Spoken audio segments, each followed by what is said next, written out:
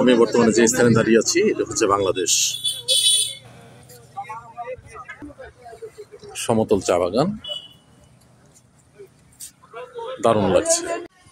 আমি যে বাসে এসেছি, এই যে পর্যটক দেখতে পাচ্ছেন, আমি তাদের সাথে এসেছি। হেঁটে হেঁটে এখন ইন্ডিয়ার সীমান্তে চলে গেল। আমি এখন ইন্ডিয়াতে আছি। আমি এখন ইন্ডিয়ার সীমান্তে। এই যে চা বাগানগুলো, সবগুলো হচ্ছে ইন্ডিয়ার চা বাগান। এগুলো ভারতে অবস্থিত।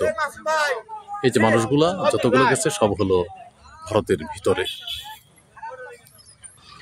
পঞ্চগড়ের তেঁতুলিয়ায় অবস্থিত এই চা বাগানগুলা, এটি হচ্ছে ইন্ডিয়াতে, পুরোটাই ইন্ডিয়া, পুরোটাই ইন্ডিয়া।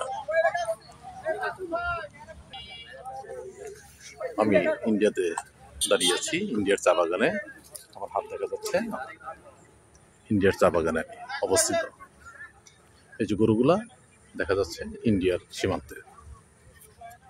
ভিসা ছাড়া ইন্ডিয়ায় চলে আসছি। দারুণ মুহূর্ত, দারুণ অনুভূতি। বিশাল চা বাগান। অনেক লোক অনেক দূরে চলে গেছে।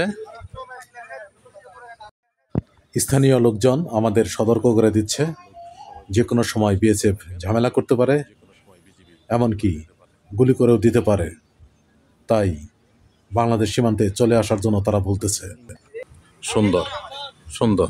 আমি ইন্ডিয়ার মাটিতে অবস্থান করছি।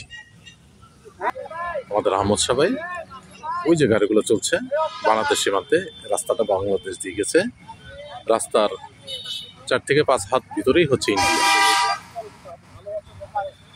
বিশাল চা বাগান।